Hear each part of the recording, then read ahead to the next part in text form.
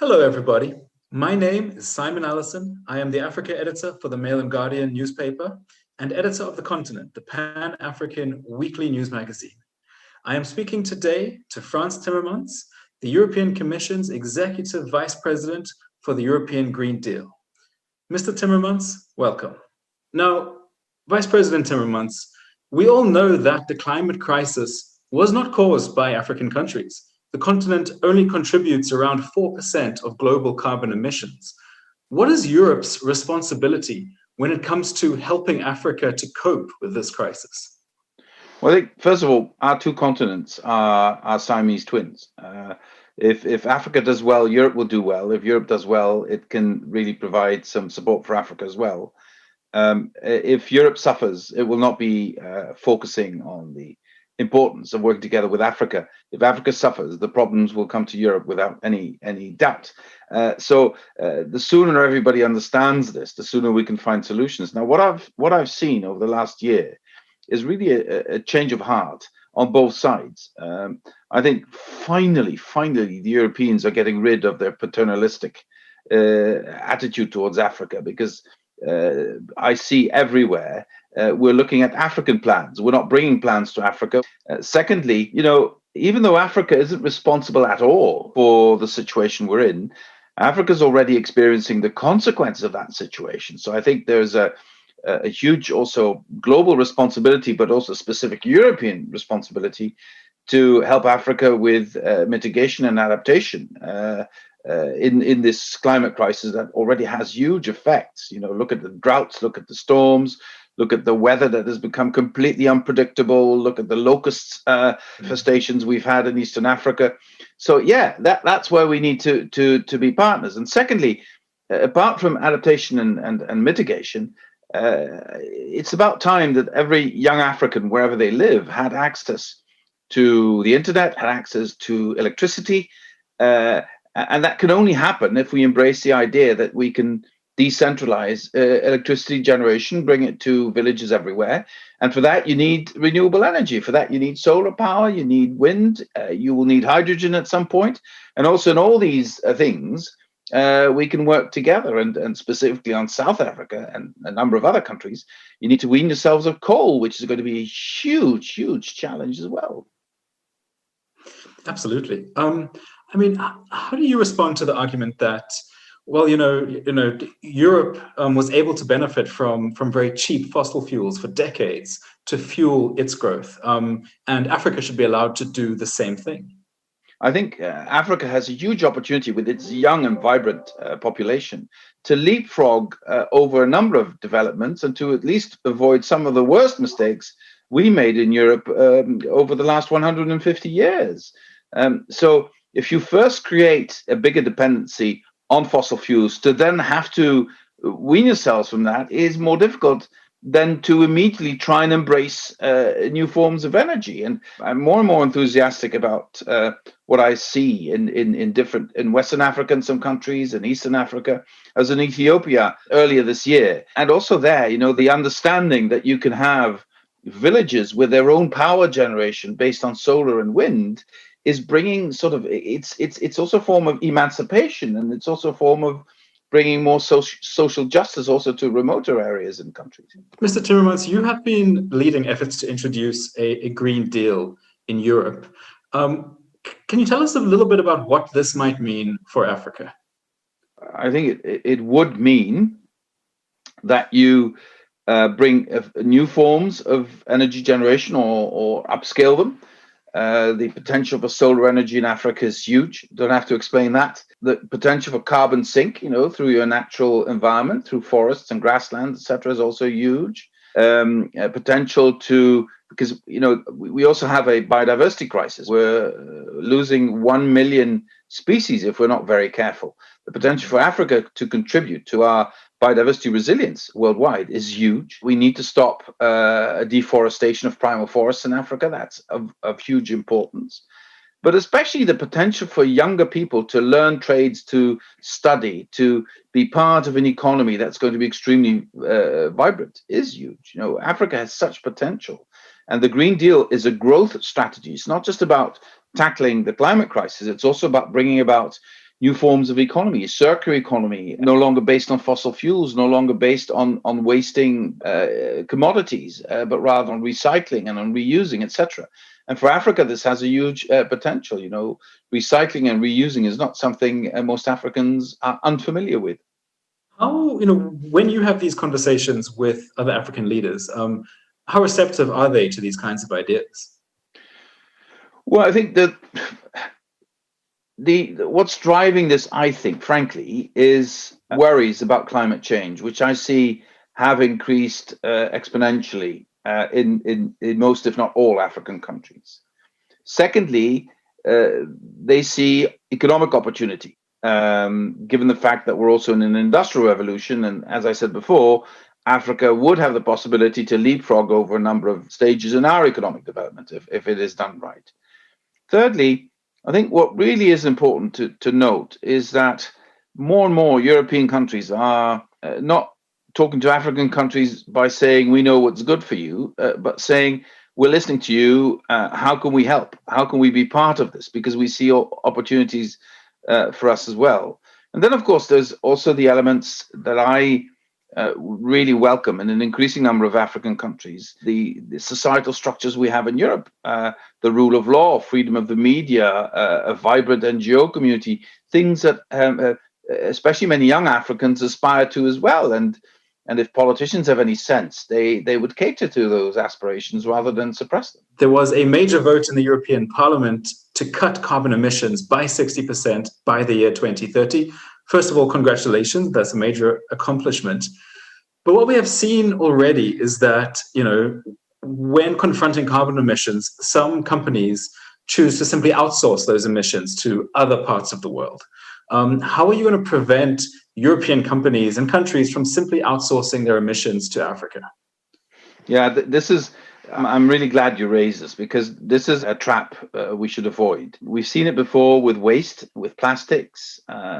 We get rid of our problem by bringing that stuff elsewhere, and we should avoid this from happening here. This will depend a lot on the strategic partnerships we want to develop with African countries.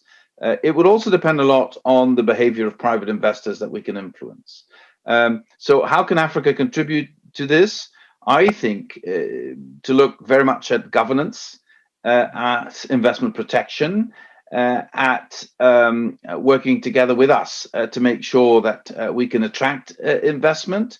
And also we should address the issue of global corporate governance with a lot of force. If Europeans get all worked up over deforestation in Africa, in Latin America, they should all get worked up as well about who's responsible for this. And sometimes the responsibility lies with the European companies. So we also have an issue to tackle here of corporate responsibility. And I hope we can convince the majority in the European Parliament and in the Council to hold our companies accountable for this. And if they don't, if they're not accountable, that would have consequences for their cooperation and their support in this transition. So just to clarify, will you be pushing for legislation that specifically regulates the way that companies behave in other parts of the world? Well, first of all, I think this should be part and parcel of any trade agreements we sign with other parts of the world. Secondly, I think this should be part of the strategic agreements we reach with the African Union and with individual African nations. Thirdly, I think corporate governance internationally should also be part of the proposals we make for legislation in Europe. And I know my colleagues are working on this. We've been working on this in the past, but we need to improve that. So I think on all these levels, we can make sure that we don't have these negative consequences that are indeed a trap we should avoid.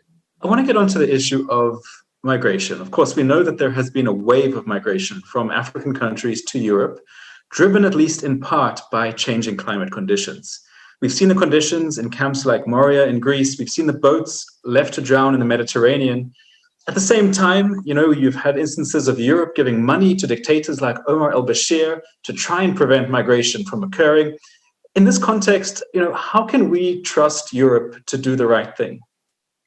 Well, I think the only way we can actually come to solutions that are effective but also morally acceptable is when we address the root causes of all this. Once young people have paid smugglers in their home countries and are on their way and risk their lives in the Sahara or elsewhere, and then risk their lives again on sea, it's in fact already too late.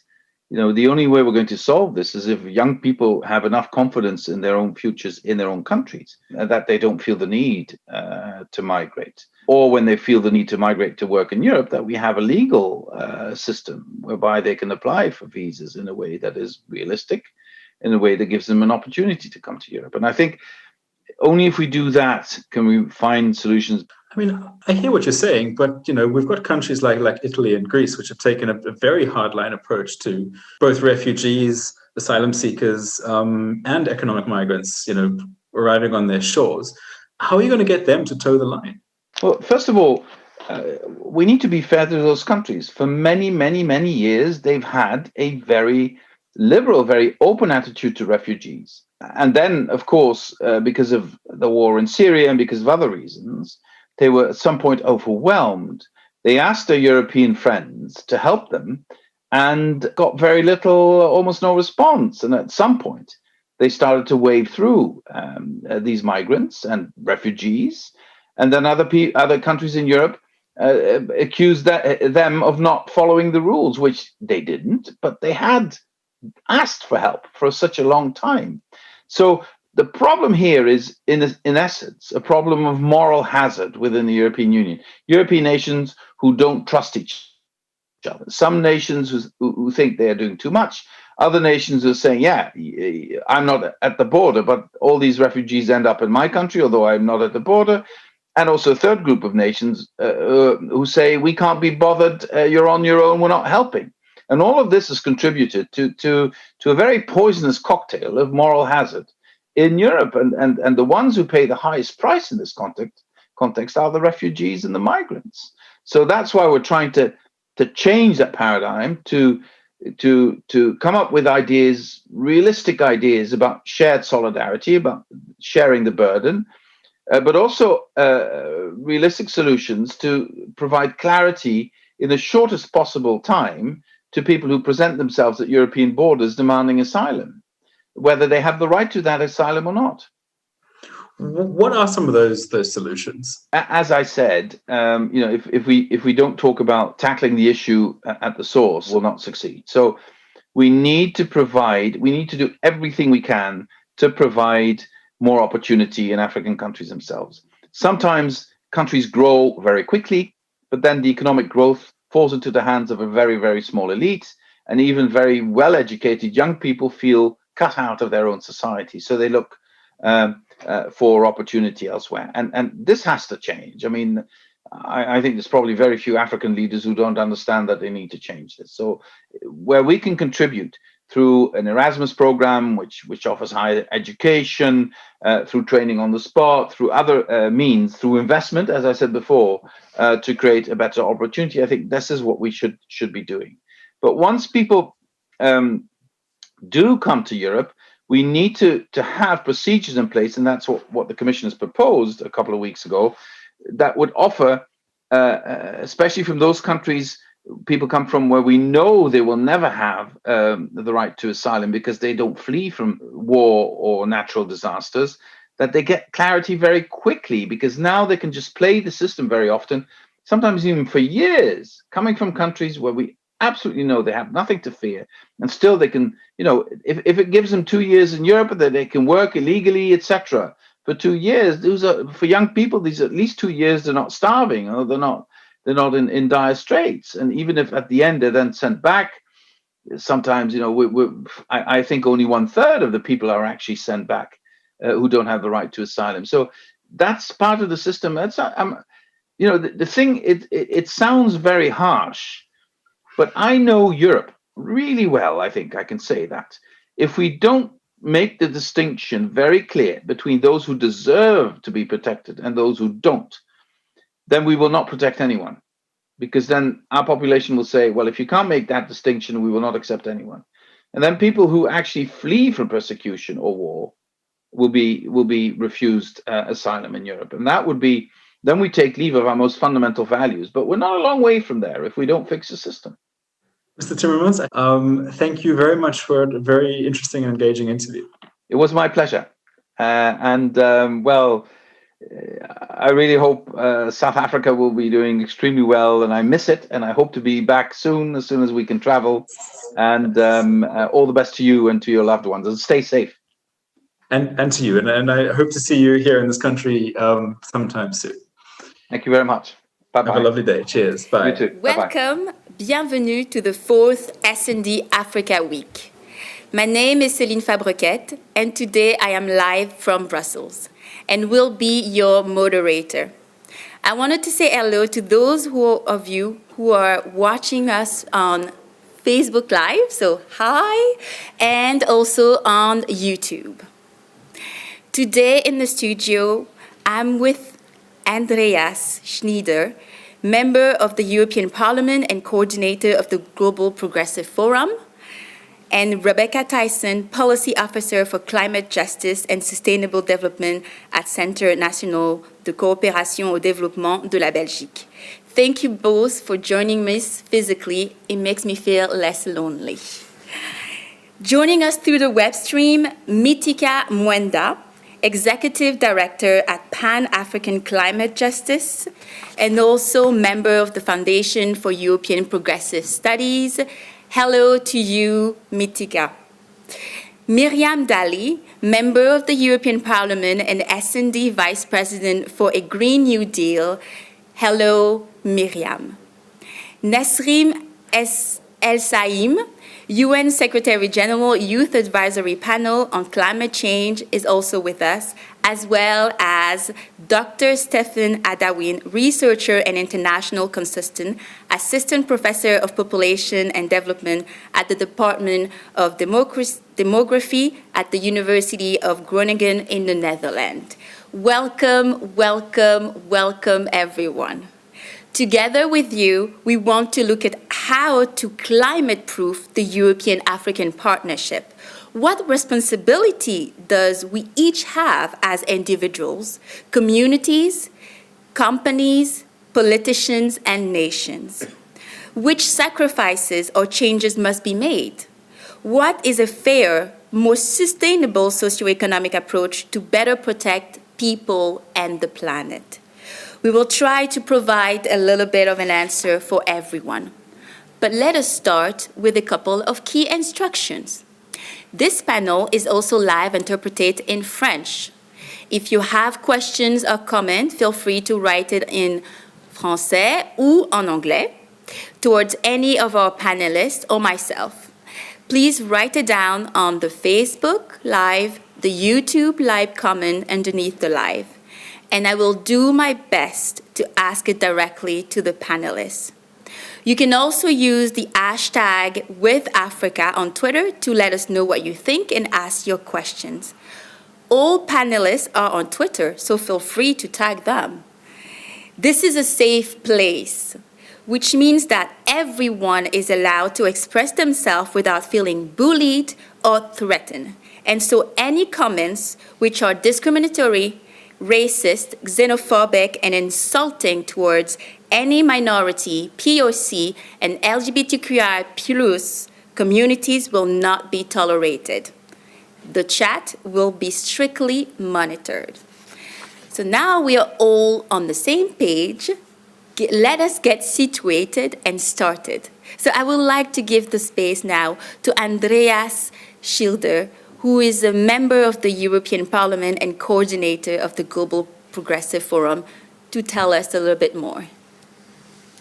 Thank you, and good afternoon also from my side, and welcome to the session, Building a Climate-Proof EU-Africa Partnership. It is one of an interesting session during the S&D Africa Week, which is organized by S&D, which is the socialist group in the European Parliament, FEPS, the Foundation of European Progressive Studies, the Max van der Stoel Institute, the Friedrich Ebert Stiftung, and the Global Progressive Forum, which is also an institution which tries to work together globally, not only politicians, but also academic and NGO world.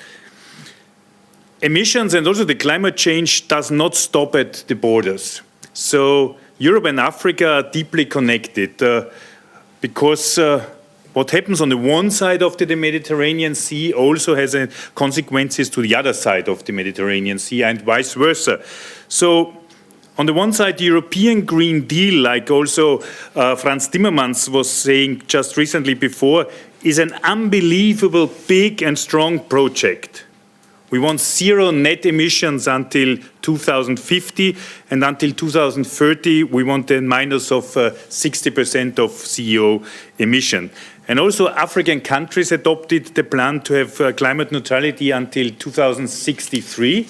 So we see there is a big impact and big consequences of the ongoing climate change in Europe, like melting the glaciers, having hot summers and all this effect, but also in Africa, where the global heating is even more dynamic than anywhere else in the world. So 70% of the African people make their living on agriculture. So this means if there is a climate change, they have a huge impact. Weather change, biodiversity also has direct and huge effects to everybody on the African continent. The Africans are the worst hit, and on the other side are contributing least to the global emissions. So if we want to tackle this, it's not only about climate action, it's also about social and economic justice. The Green Deal is a good opportunity to reshape the EU-Africa relation, so to make out of the European Green Deal also a global Green Deal on a fair and a climate-proof and a social just future. And I think this panel today is perfectly one to go into deep in these questions. Yes, indeed, Andreas. Thank you so much for situating us and giving us a bit of information to start our process.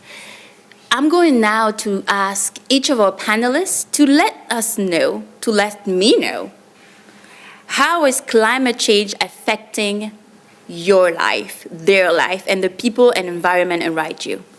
So, how would you like to start, Rebecca? Bonjour à tous, merci pour l'invitation. Good morning, everyone. I'm going to speak in French, but you can ask questions in English. I'll try to answer in this language as well. Alors, what are the changes due to the climate change?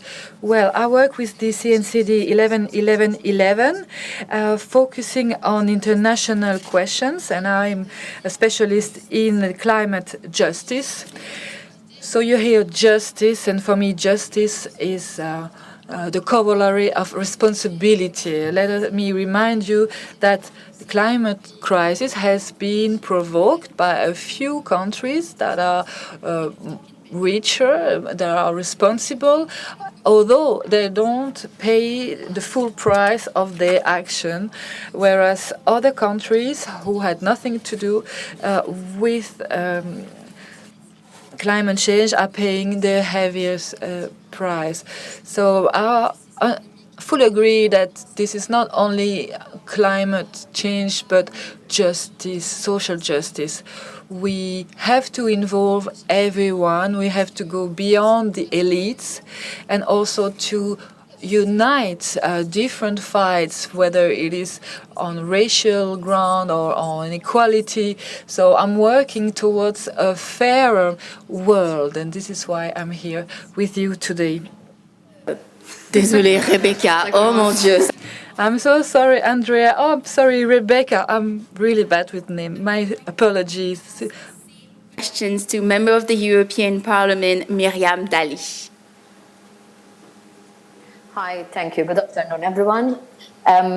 So you asked a very pertinent question: how is climate change affecting us? And I will speak about my personal opinion, because I'm a member of the European Parliament from Malta, and I'm the S&D Vice President responsible for the European Green Deal. But coming from Malta, which is a very small island in the middle of the Mediterranean, makes me understand more the needs of ensuring that we have partnerships between the European Union and the African continent.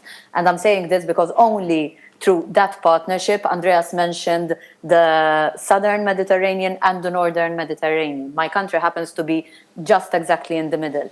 And we understand the importance of bridging the two continents on many, many issues. I heard Vice President Frans Timmermans mentioning the issue of migration and refugees, but also when it comes to climate change.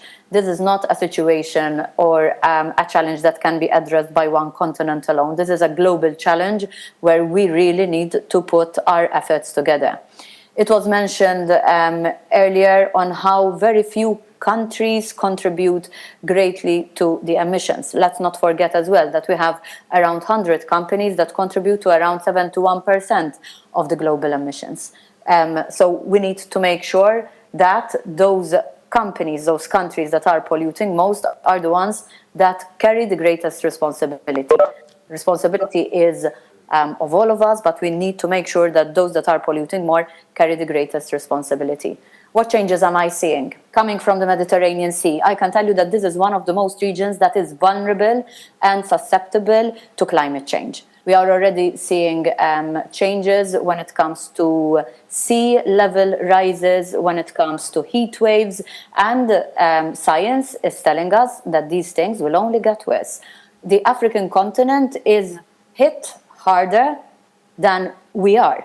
We are seeing issues of drought. We are seeing people moving from one area to another because they can't continue living where they are. We are seeing situations of salination going into table water, the water that people should be drinking, and this is a reality. So if until a few years ago people were thinking that this is some myth that people are speaking about and it will happen in 50, 60, 70 years time, not in our lifetime, now we're seeing it happening today. And that's what makes me understand that this is not just an environmental issue, this is a social issue, this is also an economic issue that we need to make sure that gets us all together to start addressing it.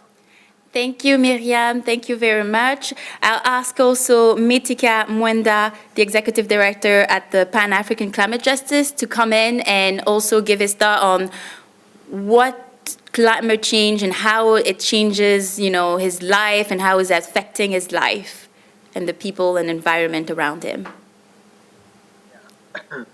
Yes, good afternoon, everybody. Good morning. Thank you, moderator. The definition of climate change is broadly, basically the changes on a prolonged time within the environment and how it is changing. So it's not weather change. So it's climate change. You see, it's what we see in a prolonged time. How is it manifested? Right now, I come from the foot of Mount Kenya. That is eastern Kenya. And the observations which we are seeing, the changes in water levels, the changes in precipitation, the shifting rain patterns, shift of seasons. And so that's how we understand, because I come from a farming community. Right now, actually, we are in a planting season. Traditionally, what could be happening now, we should be experiencing massive rainfall. But because of the rain season has shifted, we don't know many people don't know when to plant.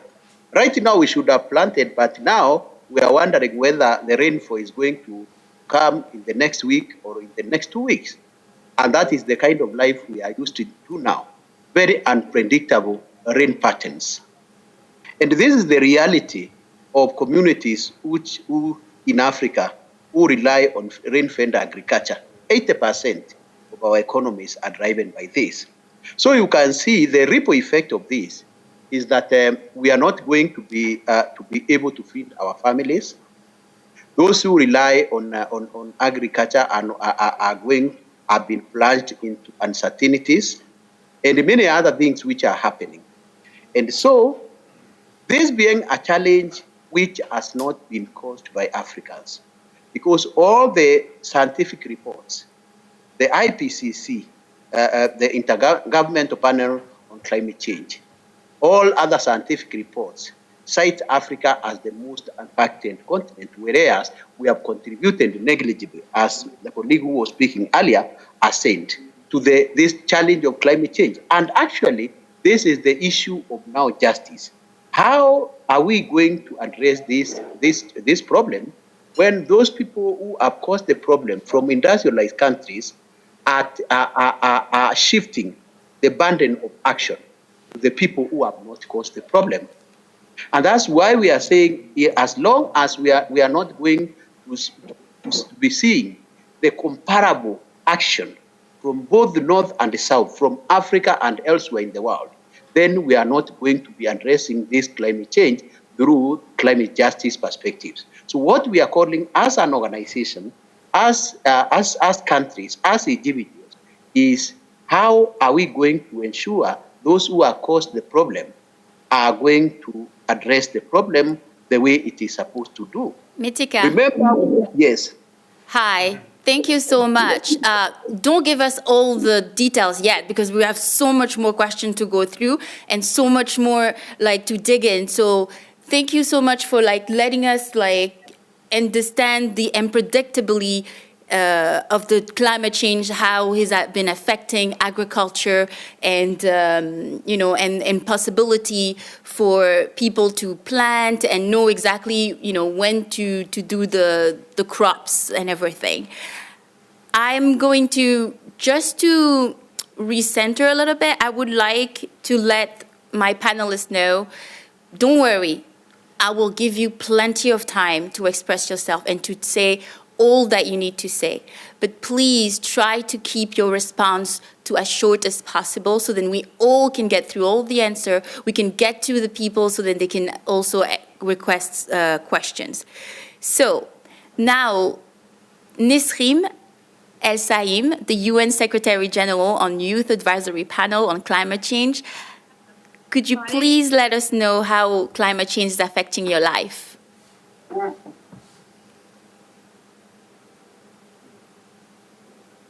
Yes. Well, I hope you are hearing me well. In total, more than 23 countries, African countries, suffered from floods this year. One of the most affected countries is Sudan. In Sudan, more than 870,000 persons lost their homes due to the severe rainfall and the flood of both White Nile and Blue Nile. This left more than 5 million kids out of schools because floods actually destroyed most of the infrastructure. More than 150 persons were killed because of the floods. Now, more than 10 million are exposed to waterborne diseases.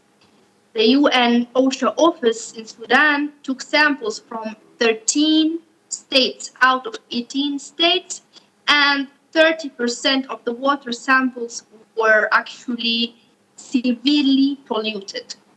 This means that the effects and the destruction of the flood is not stopping with homeless people, refugees and IDPs, kids out of school, destroyed infrastructure, but it's actually extending that to other health issues. We are yet not fully recovered from the COVID-19, and our health system is suffering from severe malaria cases in more than 10 states in Sudan.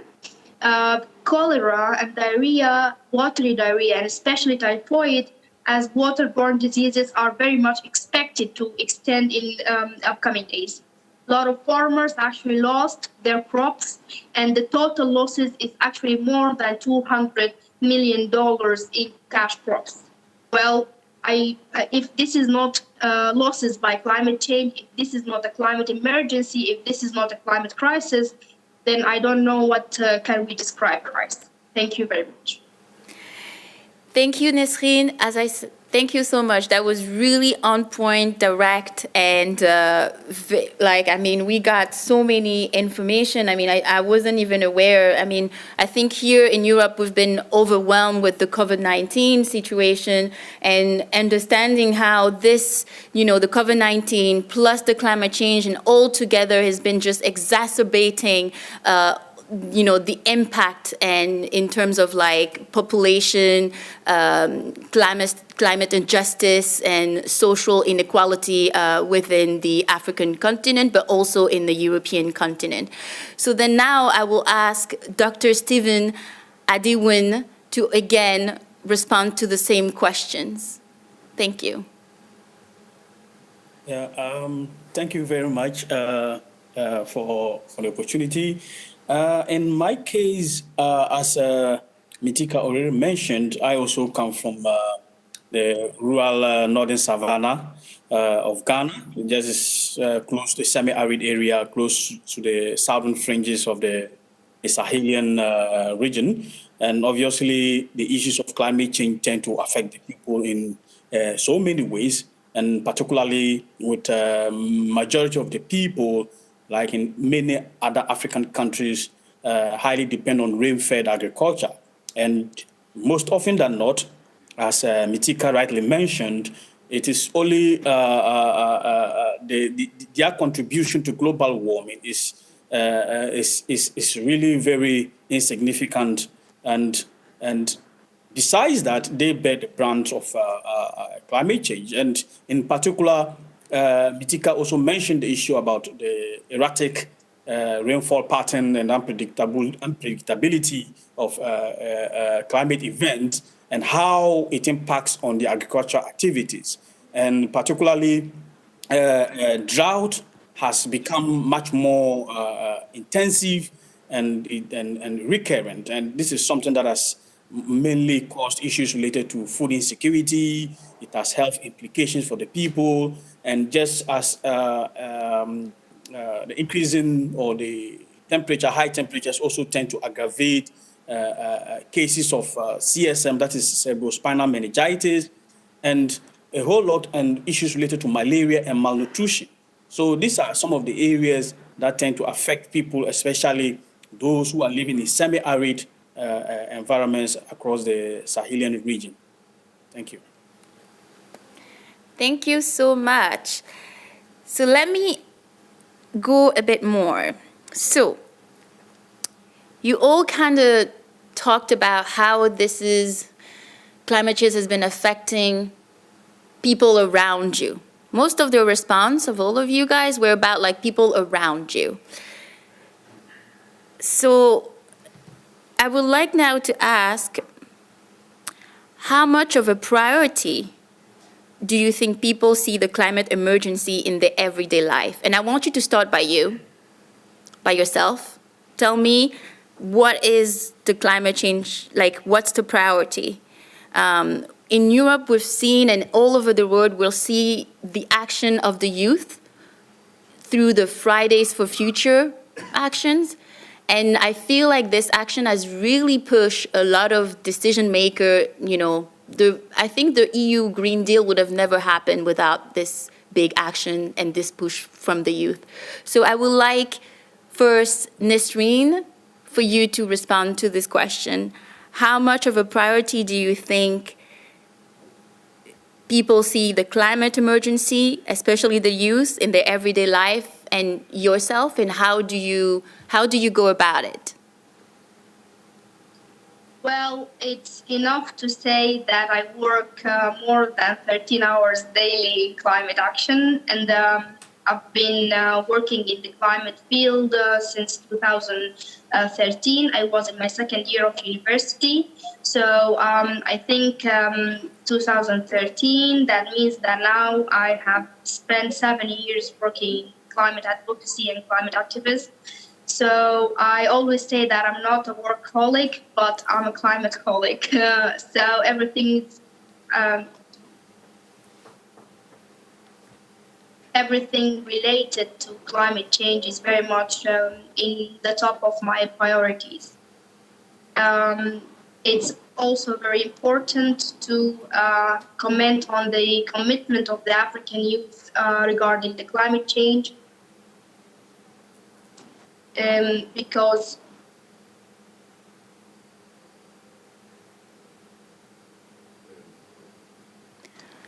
all right, it seems like we're having digital connection issues with Nisreen, so we'll get back to you so then you can finish your answer, because I really want to hear about the action of African youth in regards to climate change. Are you here now? Yeah, I'm here. Do you hear me well? Yes, go ahead now. Okay. Yeah, so African youth are actually very much committed to climate change. We had the African Youth Initiative for Climate Change since, I think, 10 years now.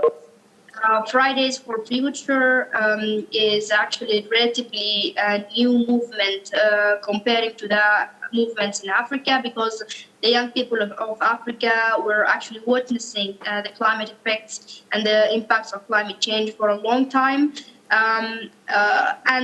Actually, the movement of Friday for Future is a tool, but it's somehow global north or developed countries tool, because a lot of kids and children in Africa actually doesn't go to schools, and in Sudan alone, more than 5 million kids at the age of school are not going to school. So it's a really privilege to be able to get educated, and striking from education is not really the ideal thing to do in our situation.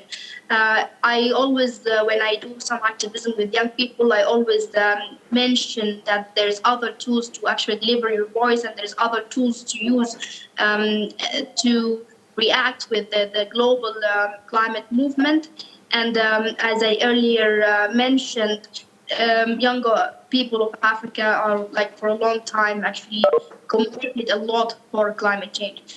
Still, it's a very big issue to spread the awareness about climate change, especially in the urban communities, which is a surprise for a lot of people, but rural communities are witnessing the changes very much, and it's very easy to connect the climate change basic concepts to their daily life, not like the people in the urban areas or cities.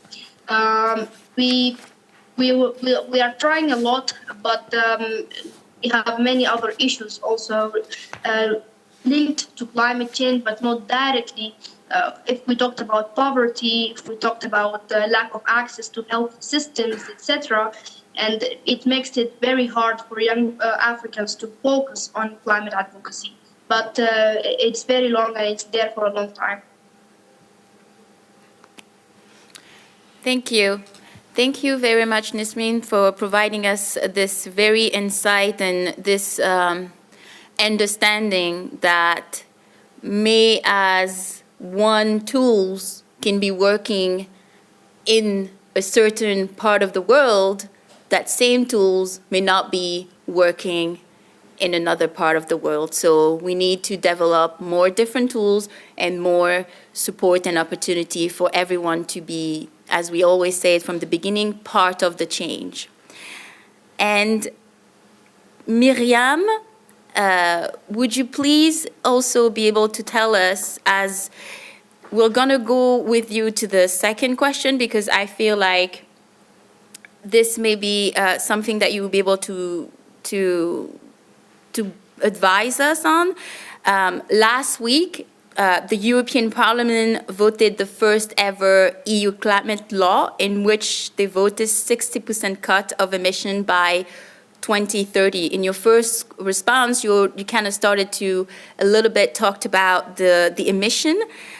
In your view, what are the two most important measures to achieve climate justice at the European level, but also at the international level? Good.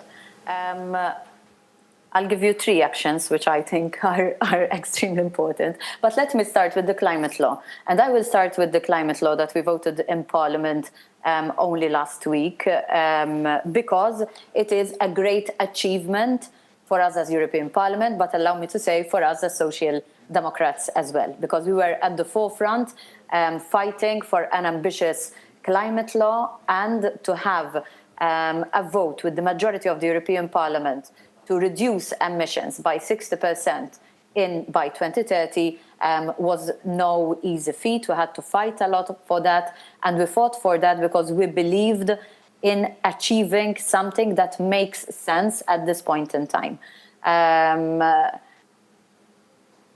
Today, when we speak about climate, we are speaking, Nizran said, about a climate crisis, and she's right, because if we do not address climate, then we have issues with our competitiveness, we have issues with our social fabric, we have issues in our localities, we have issues with the social aspect.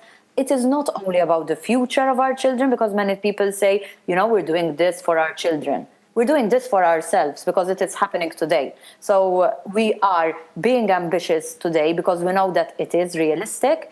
It has to be done, because if it's not done, we will suffer the consequences in the years to come. And also because we have other continents that are taking the lead. And if we want to remain competitive, then we need to act upon this. But you are right. We have to do this in the framework of climate justice. And you mentioned some measures. So first and foremost, for me, a very important measure is to ensure the effective participation of those people and communities that are affected. And when I say effective participation, it means that I want to see the active participation of the people that are affected in the planning, in the discussion, in the decision-making, and also in the monitoring of climate actions. I think that would keep everyone on their toes, and it would ensure accountability. A second measure linked to accountability. We need to start hold accountable those responsible for the climate crisis. So we say that everyone needs to do their own part, but let's be very frank and honest. We need to start by holding responsible the companies and those member states who are at the forefront of responsibility when it comes to climate crisis. And the last point, we need to acknowledge the true cost of the climate crisis. And when I say acknowledge the true costs, I'm speaking about the social aspect, I'm speaking about the economic aspect, I'm speaking about the environmental aspect, and let's not forget the human aspect as well. That is really and extremely important. Thank you so much. Thank you, Miriam, for this. Actually, I want to just come back with you, because I feel like when you talk about accountability, the European Union already has the European trade, what's it called? The European trade system in terms of emission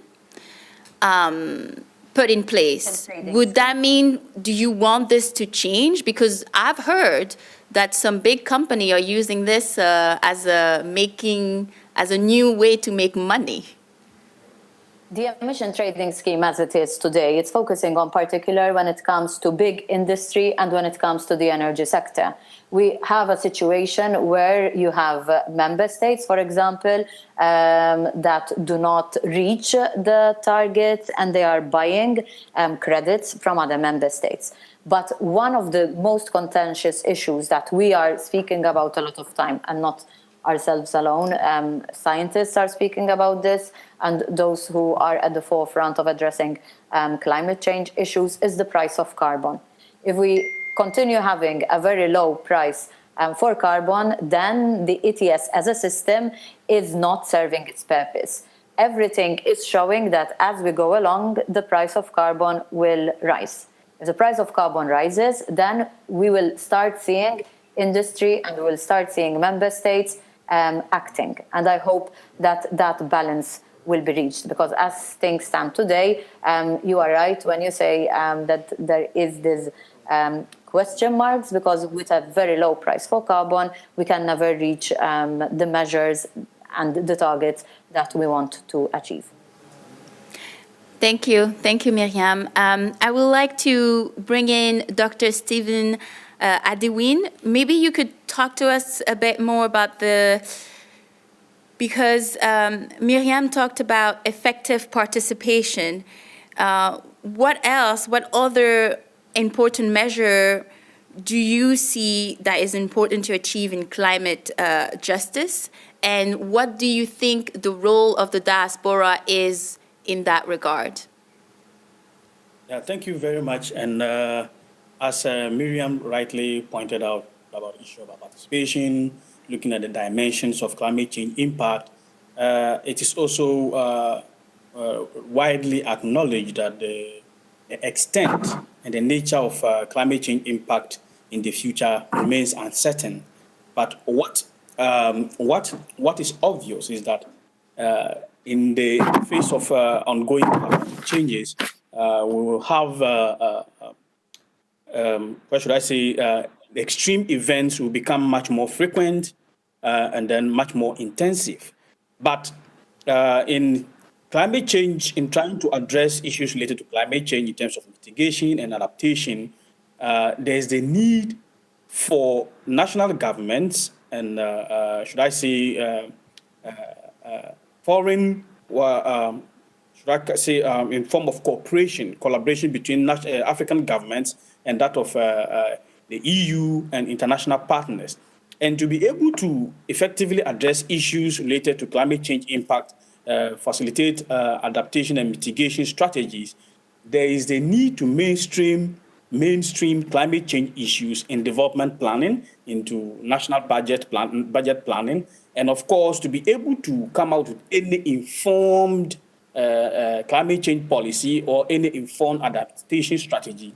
There is a need for research and data. If you don't have the data, if you don't have the information, if you don't have the right means to be able to determine or to at least to predict the extent to which climate change can affect the people, then you might not be able to come out with a, should I say, appropriate policy or effective policy to be able to effectively address issues related to climate change.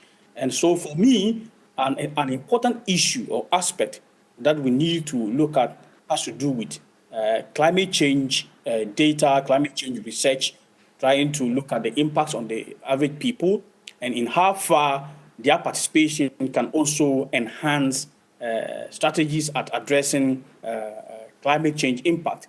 And by saying that, of course, in coming out with research or capacity building or data collection to inform climate change policy, it is also important to look at issues of funding. If you don't have enough funding, of course, the Africa Adaptation Gap Report, for example, estimates that Africa will face a significant adaptation cost of between 7 to 15 billion US dollars. So it tells you the cost involved in coming out with appropriate measures or strategies to be able to address. So the issue of funding is also very critical to effectively addressing challenges and issues of climate change. And that is why I see the Green Climate Fund as a very viable fund that could actually enhance the ability of African governments to be able to effectively tackle the issues of climate change.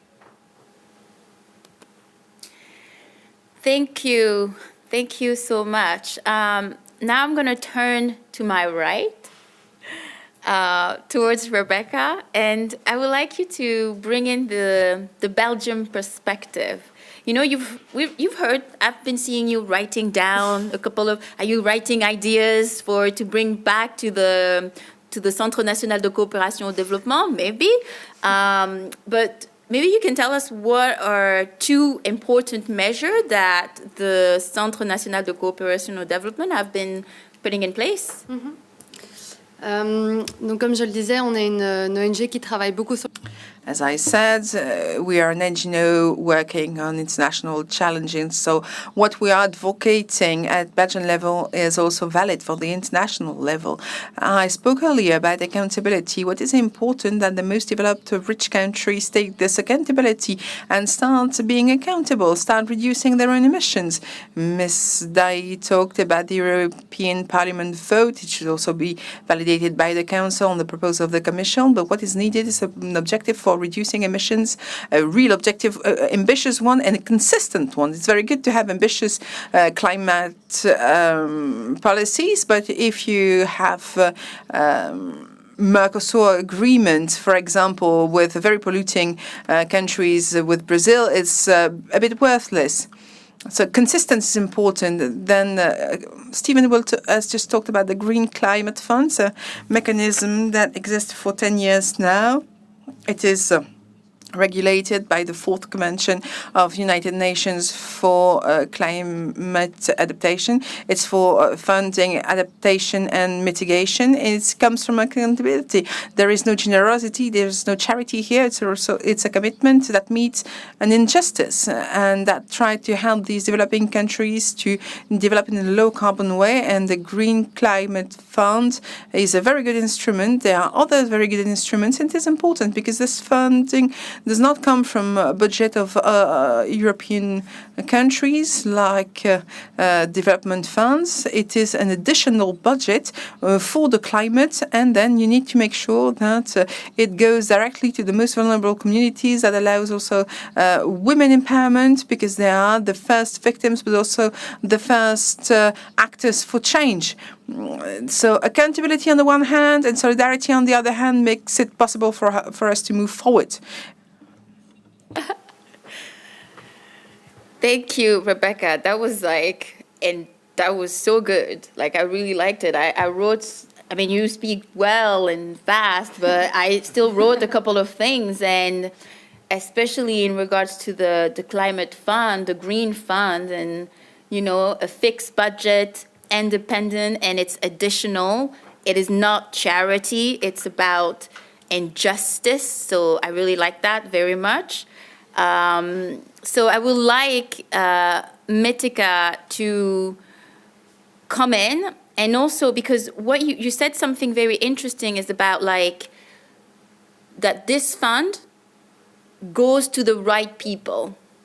So I would like to ask Mitika, who is the executive director of the Pan-African Climate Justice Alliance, you know, who is a coalition of civil society organizations, to kind of explain to us how's the work of civil society organization have been, you know, supported through this sort of different sort of funds that they may be available. How do they see this being sharing and implemented and giving to, let's say, farmers, for example, for adaptation? Thank you. Thank you. Thank you very much. That's a very good question. Practically speaking, as the civil society, as the observer organization of Green Climate Fund, as the African node of the Green Climate Fund Watch, a coalition of civil society which follows this funding stream, we have been quite concerned about the access modalities of the Green Climate Fund. Not only Green Climate Fund, actually all the climate-related funds, and whether that really, the mere fact that we have the Green Climate Fund, does that money reach the people at the bottom of the pyramid? So that's a very important question. And the answer is no.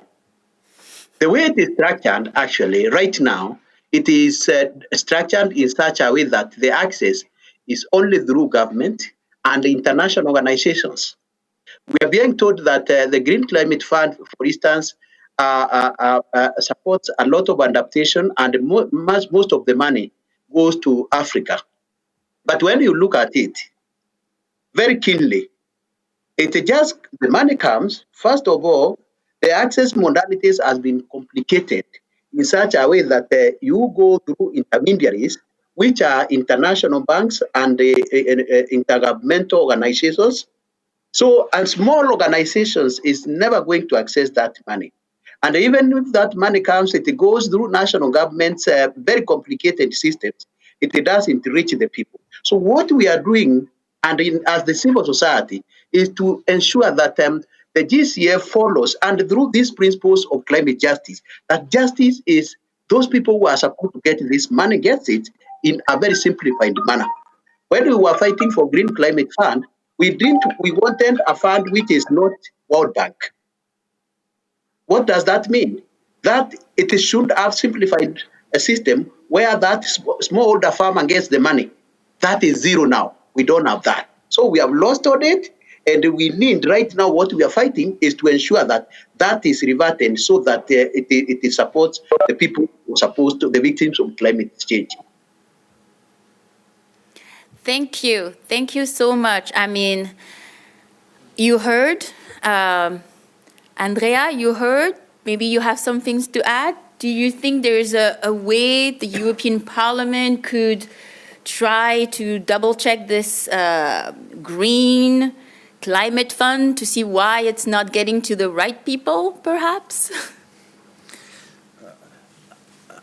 Listen to this debate. I think it is, first of all, we are strictly convinced that it is important that this climate fund goes to the right people. So if there is doubt and evidence on this, I think we have to be on the core also to push to make it more effective as S&D in the European Parliament. Especially as we discussed before, we have to acknowledge that climate change is a global issue. So therefore also we have to understand it's always important to do the best possible in Europe, but it's also necessary to do it on the global scale. So speaking about this is also what I think was said before, is the true cost must be put on the table, and the true global cost must be put also on the table, which is about what is the social impact on the distribution between the people in the societies and between the continents. And also to, let's say, we have to fight those projects which have double benefit, which benefit the climate and also the distribution, like investing in public transport systems, which has an impact on the climate and also is helping people to be more mobile. Energy efficiency, you pay less for your heating, for example, and you don't pollute less. And then there's the big food and trade question, which I think we share in the Africa relations, because food production, meat production is one of the highest emissions. Mm-hmm. And we also know that this kind of food production which we have nowadays is destroying the basis of life for a lot of people in other continents. So therefore, we have to include this, like Vice President Timmermans was saying, in our trade deals, the climate issue on this basis. So then we can maybe reach some points which were mentioned in the debate before. Thank you. Thank you so much. So, all right. I hear there's money, but it's not getting to the people. I hear that there's a lot of commitment, but they need more commitment. So, my question is Africa and Europe equipped to deal with climate adaptation? What are we missing?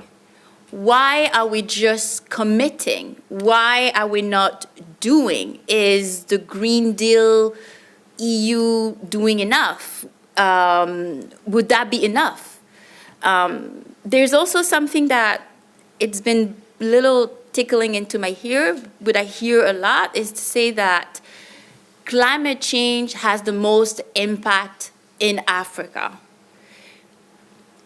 I don't really know about this phrase. I don't really like it that much, to be frank, because I feel like it has as much.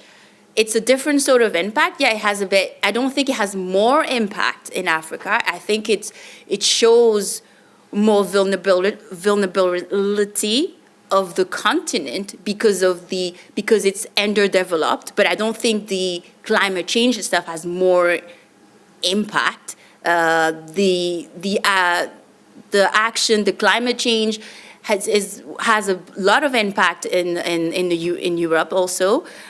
So that was my side comment, because I feel a bit weird about this phrase. So Miriam, I know you may leave us soon, so I want absolutely you to be able to respond to this question. Is Africa and Europe equipped to deal with climate adaptation? And if not, what is the European Parliament is going to be doing? What is the S&D group going to do? And what's on the agenda, you know, as you are the S&D Vice President for the Green Deal? Like, what's your plan? So, climate change definitely impacts everyone. It impacts every country everywhere, but you have some regions that are more vulnerable than others. You have some areas due to extreme weather that would be more vulnerable than other areas. You have some countries who are very close to the sea that have challenges that other mainland European countries, for example, will not be facing. And these are the different realities that we see across the globe. We have low-lying countries that are more vulnerable to changes in climate change than other countries. And those are the main the countries that will be impacted first by changes in climate change. Is Africa ready for adaptation? I think I have to be very honest with you. No one is 100% ready for adaptation, and that's why more needs to be done. I remember when we were discussing during the climate change conference in Paris, climate adaptation was one of the topics that was high on the agenda, because there are those countries that need to start adapting today, and for whom measures of climate adaptation are extremely important. So climate adaptation needs to be given priority, and it needs to be on the table to make sure that all countries, all states, wherever they actually can adapt to climate change. Not forgetting that we need to have measures to mitigate climate change. So for me, climate change mitigation and adaptation, they go hand in hand. You can't have only adaptation without mitigation, and vice versa. What is the European Parliament doing? And is the European Green Deal enough? The European Green Deal has been floated as an idea for the past months. So we need to make sure that we deliver on what the European Green Deal speaks about. It speaks about carbon neutrality in 2050, which for many governments probably, you know, is something nice that they can speak about today, because for them what happens in 30 years' time might not be something so urgent to address. But they are wrong in thinking that, because if we want to have carbon neutrality by 2050, we need to start addressing things today. That's why what the European Parliament achieved last week is something to promote, because we're speaking about CO2 reduction in 2030, 9 years from now. And to have that kind of reduction, we need to start preparing as of today. It depends on us if the European Green Deal is a success or not. It depends on citizens to elect those governments that are really serious and committed about making sure that the European Green Deal becomes a reality, because those policies will make a total difference. What we will be doing in the European Parliament? I, for one, have always pushed for partnerships with our African neighbor countries. For far too long, I think the European Union looked at Africa, as a recipient of aid, which shouldn't be the way we foster partnerships. I look at our African neighbors as countries where we can do partnerships, particularly when it comes, for example, to renewables, when it comes to ensuring that we tap in the resources that African countries have and EU countries have, and make sure that we bring those together. This idea of the EU on one side, African countries on the other side, and that we're divided and we can't work together, I think we really need to push to make sure that it is addressed and changed, because if we want to reach carbon neutrality, no continent alone can do it, and we really need to get our act together and work together. Thank you, Miriam. Thank you very much.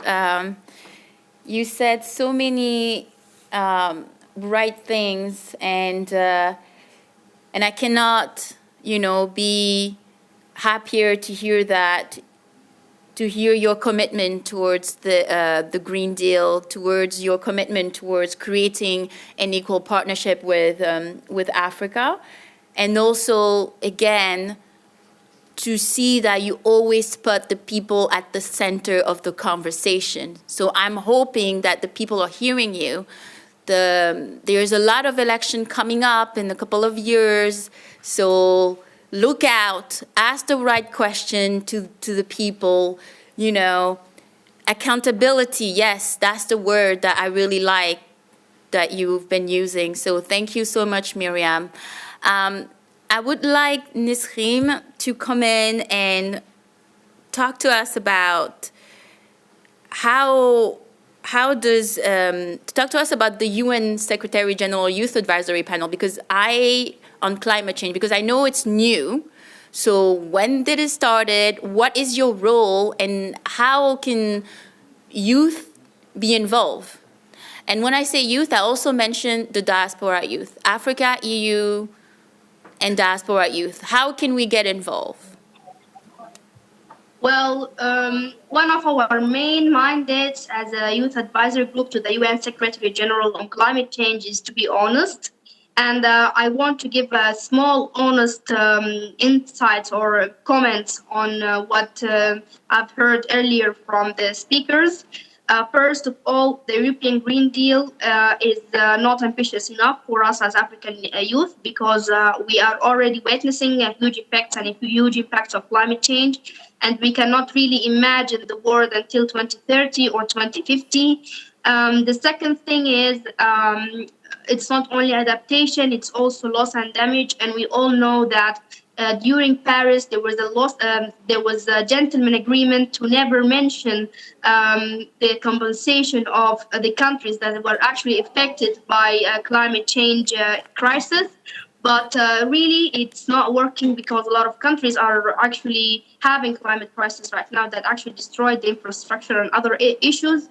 Last but not least, whether we like it or not, Africa is one of the most vulnerable and the most affected continent by climate change, not only because of the geographical situation, but also because of undermined infrastructure, because of the poverty, because of the weak health systems, because of long years of colonialism that actually led to smuggle all of our goods to other countries. And for us, climate justice is not only about developed countries that actually had a lot of emissions and underdeveloped countries that are yet not able to use their goods, but it's also about what happened in the past and how the countries had their industrial revolution and with what raw materials they did that. And it's also about the upcoming future generation and are we able actually to maintain the same living style for them or not. And to go back to the Youth Advisory Group, we are actually there to deliver our voices to the Secretary General about climate change and do the opposite, also take some of the remarks from the Secretary General to the young people around the world. But it's more important to mention that judgment and actually holding accountable to different UN agencies and different meetings and the outcomes of the meetings, are they good enough for us or not? It's one of the main agendas for us as a youth advisory group. And our main mission is not only Europe, it's not only Africa, but it's also very important to remember that we don't have a planet B. So this is our only chance to save the planet. Thank you very much. Thank you, Nisreen. Thank you so much for shaking things up a little bit for us and bringing us back to the reality, because we were a bit dreaming a little bit at some point. So thank you for saying that climate justice is not just about the continent, but it's also within the different continent and also about the people. Thank you for saying that it's also about the past, our past and our present and our future. And I hope that your work in the Secretary General as youth advisor will be taken very seriously by the various different UN agencies, as well as the members that are members of those UN nations organizations. So I would like to then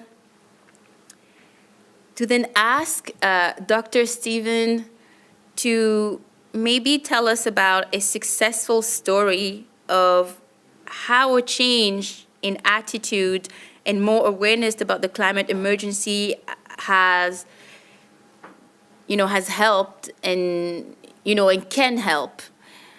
As you're a professor and, I know you're a scientist, so it's maybe you can enlighten us a little bit more about what you are working on lately and Okay. Yeah? Yes, you're here. Yeah, thank you very much. Of course, there are quite a number of success stories that I can talk about. And having had a short stint with the UNCCD in Bonn, I'm quite familiar with issues related to, for example, SDG 17, looking at land degradation neutrality. And of course, a success story that I always comes to mind has to do with, for example, carbon sequestration through afforestation projects that have been implemented in, for example, in Niger, where, for example, the World Bank through its community action program has kind of like initiated afforestation projects through the planting of acacias, Senegal acacia, in rural areas of Niger, where previously abandoned land was used, for example, to plant trees over a period of 14 years. And they recently, I think in early August or so, I think they received an amount of $450,000, even though initially the people were a bit hesitant as to why they should engage in any afforestation project in an abandoned land. So they got the community involved, they got opinion leaders involved, they got women involved, and they didn't really see how they could benefit as a people. But with the project implementation of the project, they were able to sequester about they established, or actually they planted about 7,200 hectares of acacia trees over a 14-year period, and they were paid carbon credit of about 450,000 to the 6 community regions where this afforestation project was done. And apart from the carbon sequestration and the involvement of the people, it also provided an opportunity for them for land regeneration, degraded land, and it improved their food production. The Arabian gum that comes from the acacia also kind of like provided an additional source of income for especially women, because Arabian gum is used for as a stabilizer in food industry, and that kind of like brought in additional income. Another interesting project that I would like to bring to our attention, and I'm sure most of us here are quite aware, has to do with the Great Green Wall that is being implemented across from Senegal, that is the west coast, to Djibouti. It's about 8,000 kilometers trees that is being planted along the southern fringes of the Sahara Desert. And it has in a way kind of like started yielding results in terms of improvement in land regeneration or stemming land degradation, providing jobs for people, increasing food security for communities along those areas. In terms of what I am much more focused now as part of my own academic work, has to do with the interlinkages between climate change impact and in how far it influences migration, it impacts people, and that in a way also contributes to the mobility of people, especially in the West African Sahelian region, and also looking at issues related to climate change impact, natural resources scarcity, and its interlinkages with conflicts within the region. So these are some of the interlinkages, or should I say, areas of focus that I'm looking at as a researcher at the moment. Thank you very much. Thank you so much. I'm so happy to hear like your example. We can, in your example, we can see that people are not waiting for the state, for the legislations, for the politician. They are already doing it. So all they need is more support. So thank you, Stephen, for sharing that great message. So we've talked about the people.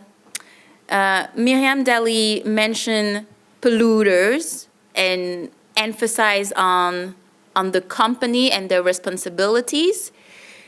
So as we know that there are 100 companies, big companies, mainly, champions, European champions or American champions or Chinese champions, responsible for 71% of the global emission.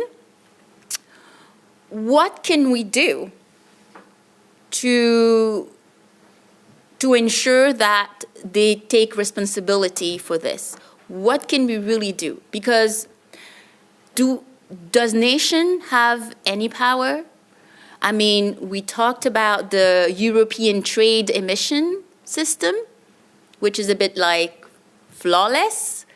So I would like very much each of you guys to think about, within your perspective, within your organization or representation, what can you do, or what are you already doing to make those companies responsible, to make them change their behavior? Because we're not about like killing companies, we're about like making them change the way they are operating, right?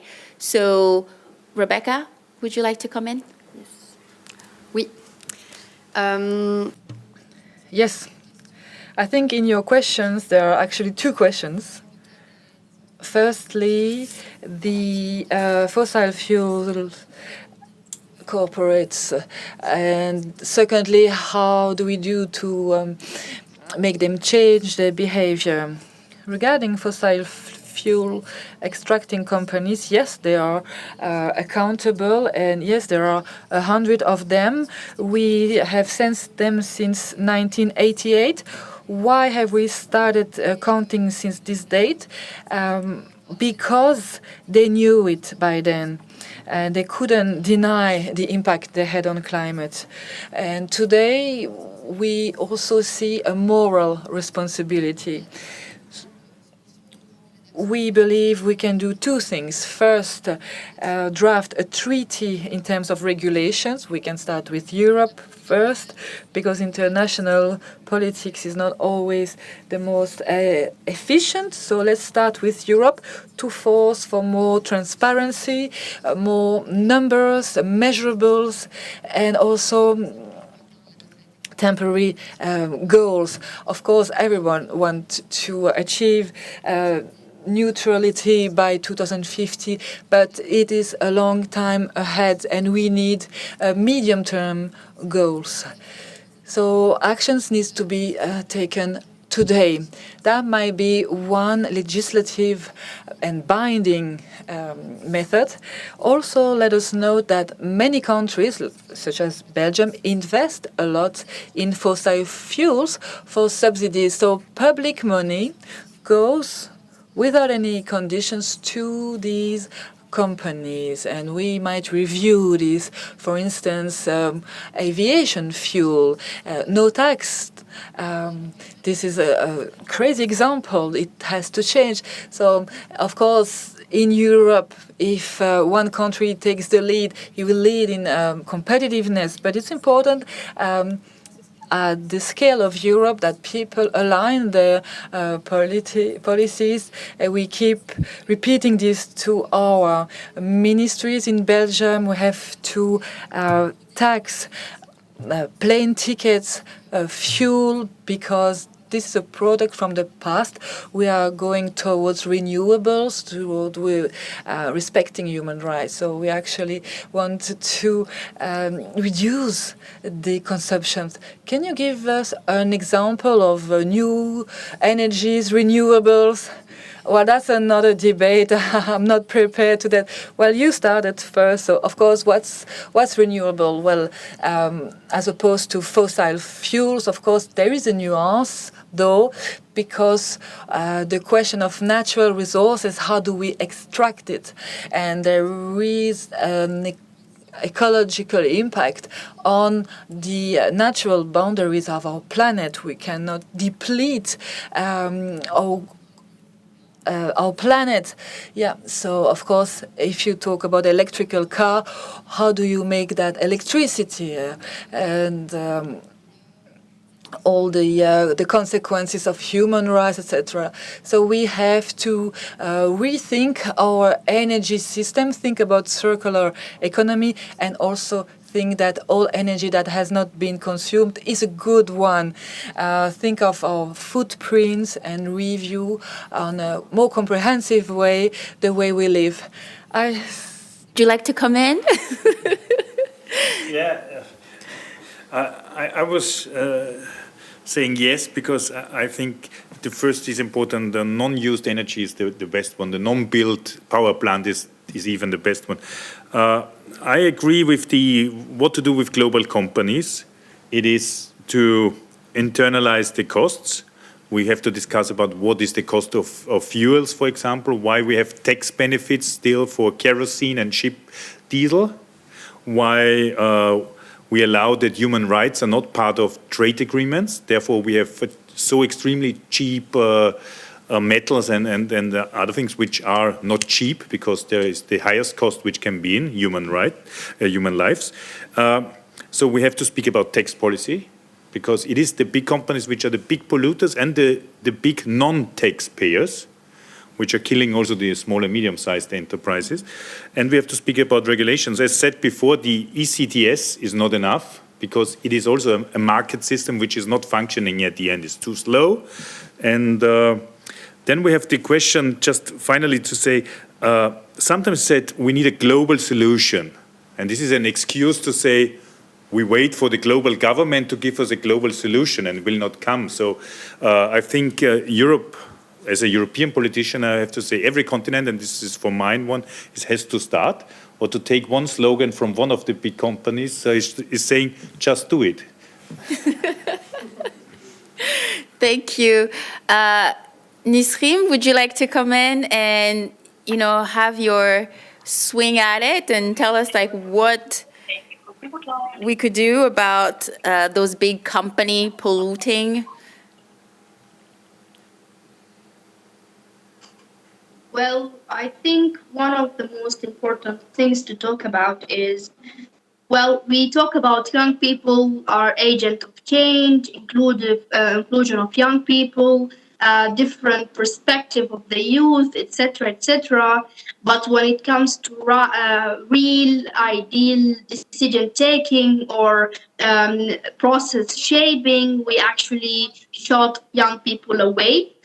For example, how much access young people had on the agenda of the EU-AU summit, what access young people had to the European Parliament itself, speaking about different issues, speaking about their views about the Green Deal, speaking about the ways, the innovative things that they are thinking in order to maybe shrink the area of movement to the big polluter companies.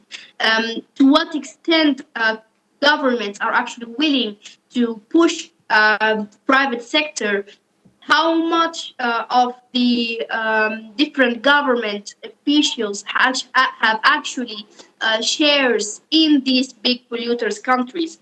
And we have very obvious examples of big politicians or government officials actually having some budget inside of the big polluters companies, and then they come out and speak about climate change. if they put laws to stop the pollution or the emissions from the polluter countries, they know that their economy is going to fall. They are not actually ready to have such prices because they are very much worried about their political situation. I think the key answer for that is actually giving the right space for young people, not only to be part of putting the agenda for meetings, but also shaping the processes, whether it's laws, legislations, or even their participation within the opening hearing session in the parliament.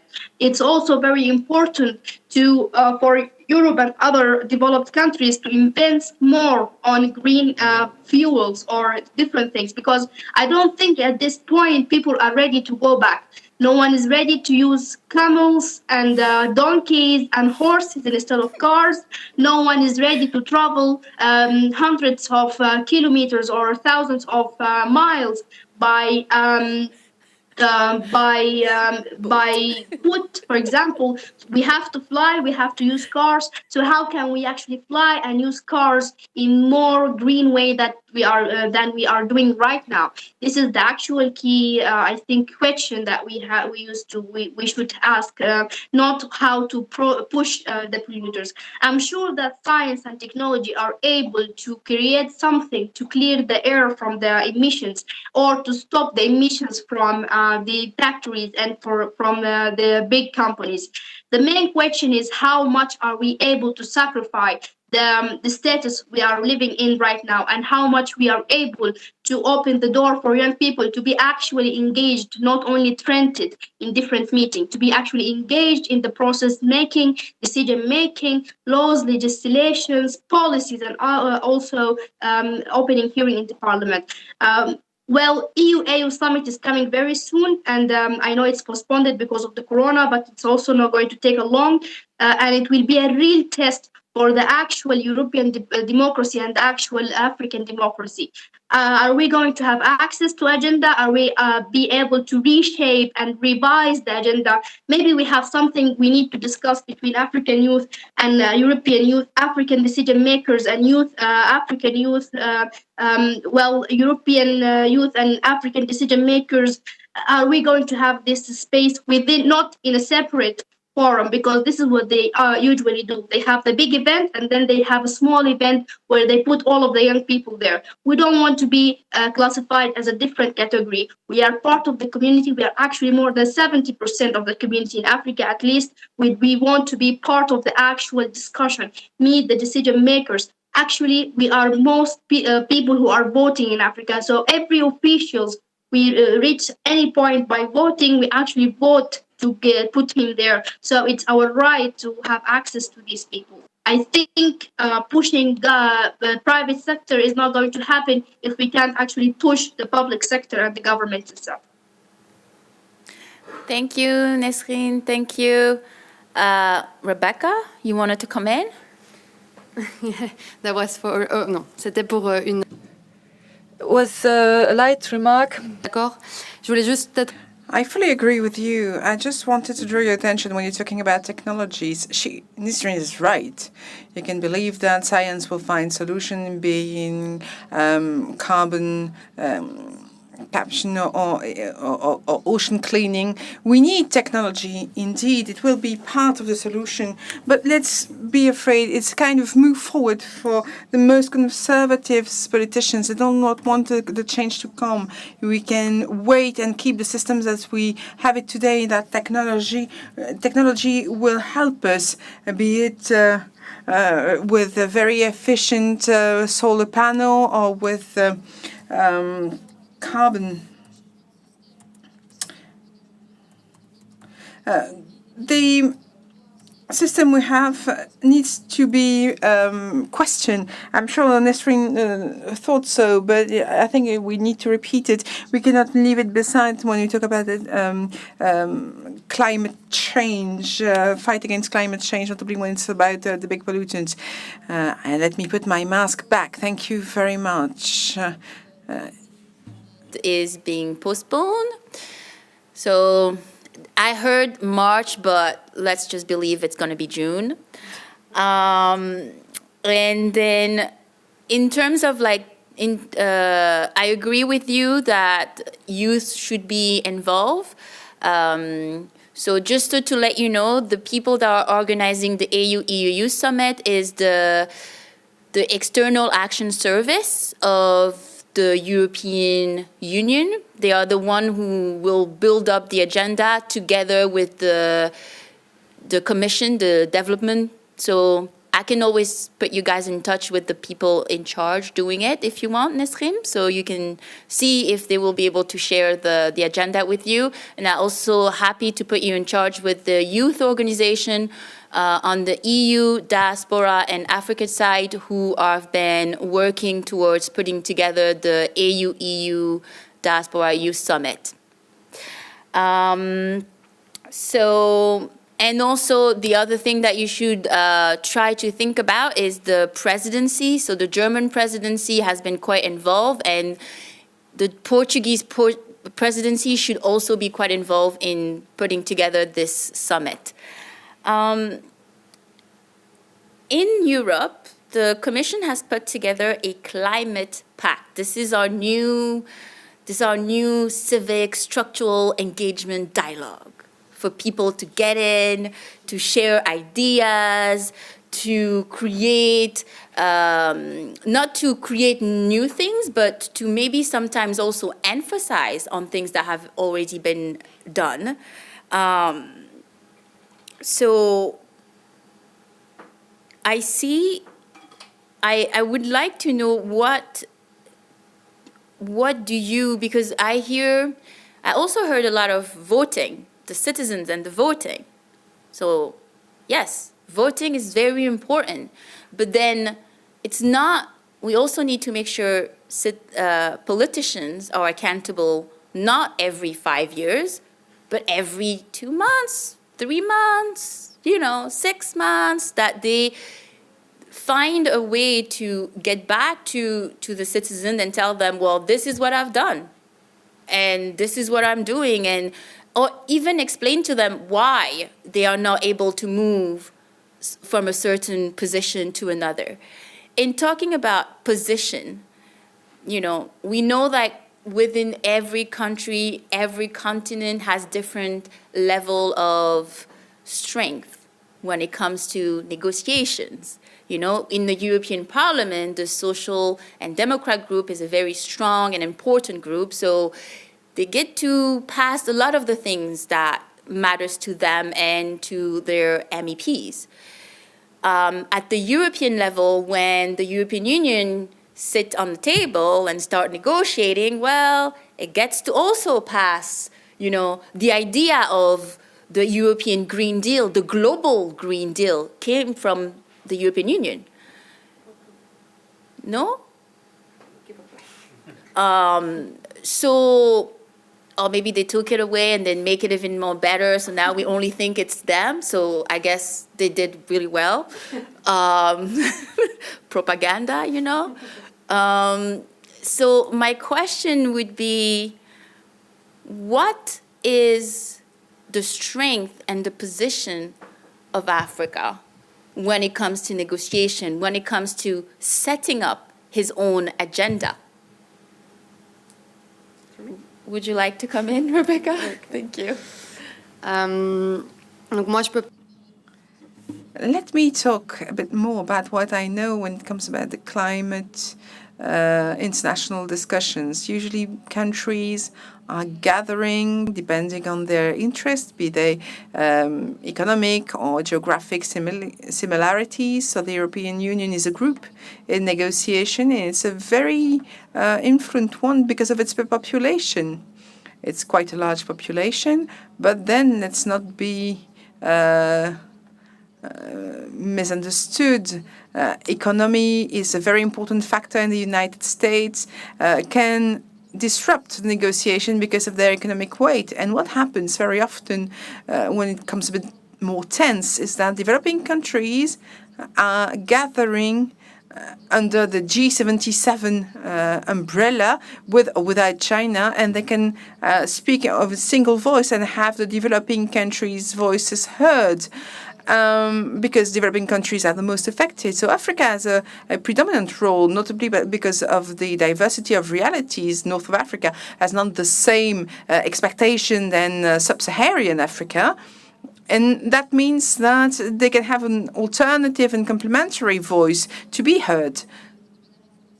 What we could see very recently with the COVID-19 pandemic is that everything had to be put online. Digitalization had made a lot of problems because of the economic gap. Not everybody has access to internet, to electricity in a current and normal way. So it really poses questions, notably for the High Forum for Sustainable Development that happens every year in New York in July.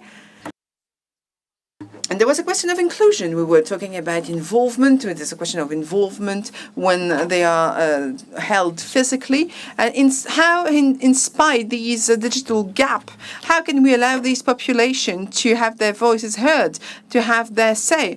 And it is our role as developed and richer country, as Europeans, it is our role to make sure that their voices are heard, and especially because they are in the front line of climate change and the impact of climate change. Stephen, would you maybe perhaps bring in your expertise and your view when it comes to the position and the level in regards to the scientist, to the African scientist? What's their position? What's their strength when it comes to climate change? Yeah, thank you, Celine. I feel that, obviously, Africa, there's so much intellect and so much that abounds on the internet, on the continent. And I think as researchers, we should be given the lead role because we tend to have a feel of whatever is happening, irrespective of wherever we find ourselves, whether in the diaspora or in Africa. And it is in this regard that I see, for example, big climate change projects like the WASCAL project, which is the West African Science Service Center for Climate Change and Adapted Land Use, which is looking at issues of climate change and of course land use change in West Africa, and we have a similar one in SASCAL, and we have African scientists who are more than capable, managing the research and data collection and probing complex issues, modeling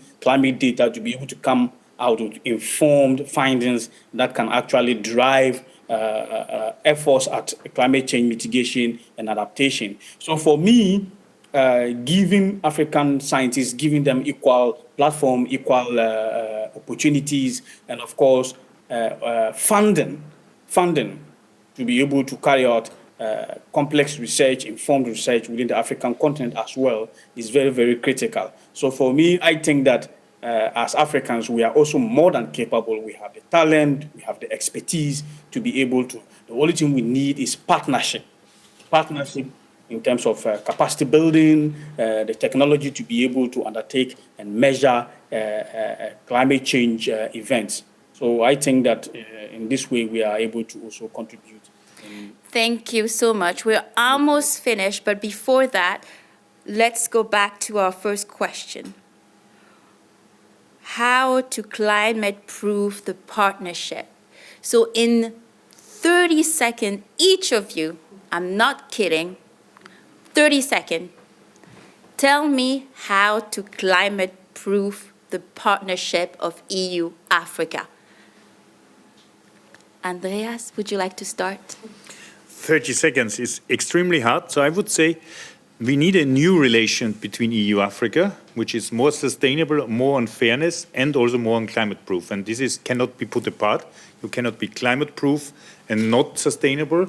You cannot be social without being climate-proof. So this all comes together. And probably I saved some seconds. Wow, amazing. So you heard it, climate-proof, sustainable, social. Yes. Nasrim? Yeah, I think innovative would be the right word for me to say because, for example, if we took the issue of climate migrant or climate migration, there is a study in Sudan that actually says more than 70% of young Sudanese are willing to migrate to Europe, even if they know that there is 80% chance that they will not make it. And from a psychological point of view, this is actually semi-suicidal, because if you know that you will not make it and you still want to do it, I think this is very weird. And unfortunately, EU-AU solution for that was the military solution to spread more forces in the sea, in the Mediterranean Sea, or in the borders of countries, for example, like Sudan, or Mediterranean coastal countries like Egypt, Libya, for example. But this is not a solution. EU and AU should actually look for more optimistic and different ways, innovative ways to actually convince young people that staying in their countries and staying in Africa is actually worth it, and their life is worth to live, and they will have a future for that. I think this is one of my main points. Thank you, Nesrine. I will have Dr. Stephen. Yeah, thank you. I will like to emphasize the fact that we should look at much more mainstreaming climate change into development planning, and of course into budget planning, national development plans. In order to be able to effectively do so, we need informed research, empirical evidence. We need data to be able to inform the kind of plans or strategies that we need to undertake to be able to enhance climate change mitigation and adaptation. And of course, to be able to do so, we also need partnership in terms of what? Funding, in terms of capacity building to be able to advance this agenda. So mainstreaming climate change in development planning, funding, and of course, the participation of the people who are affected, people participation, communities who are affected, and these interventions are going to be undertaken should be involved in the planning and implementation of these climate change strategies or measures that we want to undertake. Thank you. Thank you so much. And last but not least, Rebecca. The